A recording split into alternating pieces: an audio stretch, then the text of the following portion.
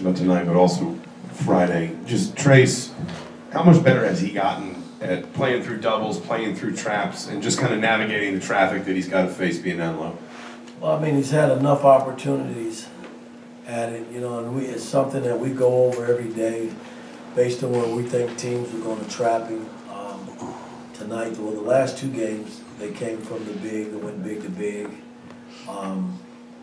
And he's starting to figure it out and get the ball into the right areas where we can, you know, play offense. I mean, where it comes out when he's doubled, and sometimes he's able to beat the double team, you know, with his offensive play. So, I mean, he's playing pretty good right now for us. We got to keep him playing at a high level.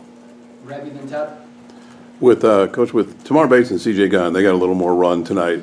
What did you see from them, and sort of kind of where are they at with progressing right now? I mean, they're fine. I mean, I have no gripes with neither one of them. They've done what we've asked them to do on and off the court. You know, we didn't play Gallo the night he got banged up in the game before, or he would have been in the rotation. So, my thing is, guys, listen, we got enough bodies on this team. You know, my theme is always going to be, man, next man up if someone gets hurt. And when you call upon, be ready to play. Mike, when it comes to Jalen, his jumper isn't falling, but he's doing other productive things.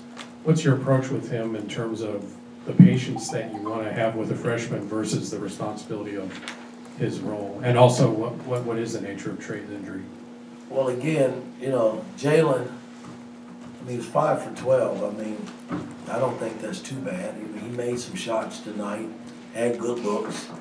It's just the other things that he does on the floor. He defends, he rebounds, he assists, he runs your ball club. So, and he's a freshman. So, I mean, I'm not concerned about the shot making. Hell, we scored 80 points tonight, 80-some points. You know, we averaged 90 points. So, I mean, again, Jalen will be there when it counts. You know, he's capable of making big shots, so that's not a big concern. As far as Gallo, he's just banged up. He twisted his knee the other night, you know, at Xavier, and we just being cautious to make sure he's okay. Zion and then Mike.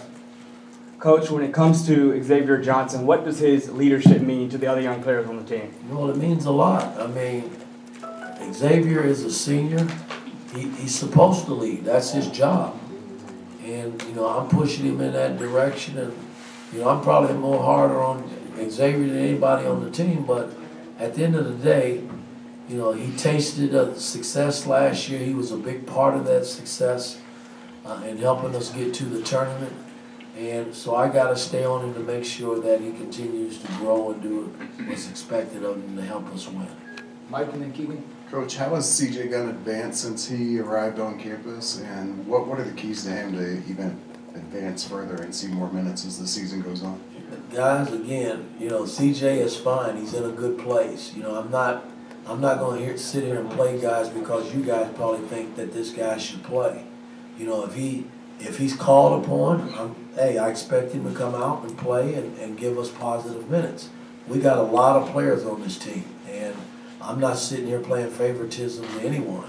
You know, I'm trying to win basketball games, and I'm going to play the guys that I think I can win with. And he's been a part of us winning. Keegan and Tom. Coach, you talked a lot about your love for Indianapolis, being your home city. What was it like playing in front of this large Indiana crowd and kind of this Assembly Hall home game atmosphere? Well, again, for me, it's always great to, you know, come back home. I mean, when I played professionally, I lived to come home to play the Pacers. And then when I started coaching, it was the same way. This is home, man. I mean, all my family and friends are still here, and a lot of them came out tonight to show support. So, I mean, it's good to be back home for me. I mean, I've been away for a long time, but I've always dropped in to see my family and check on things in Bloomington. So, it's good to be back in Indianapolis. Tom, then Brett. Mike Miller topped at 10 points tonight. What have you thought about his run so far through his first 4 games?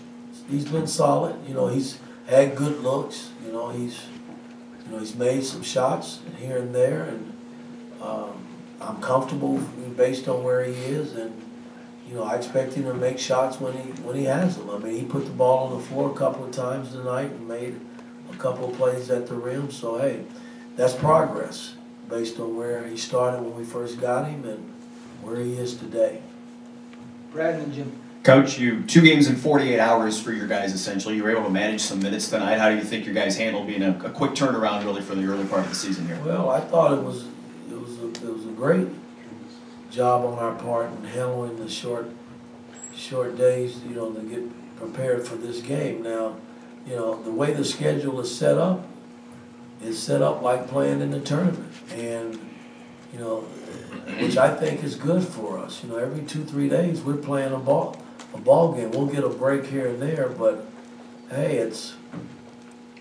that's what the schedule is, man. And I've just got to get these guys up and ready to play each and every time we step out on that floor. Jim, last one.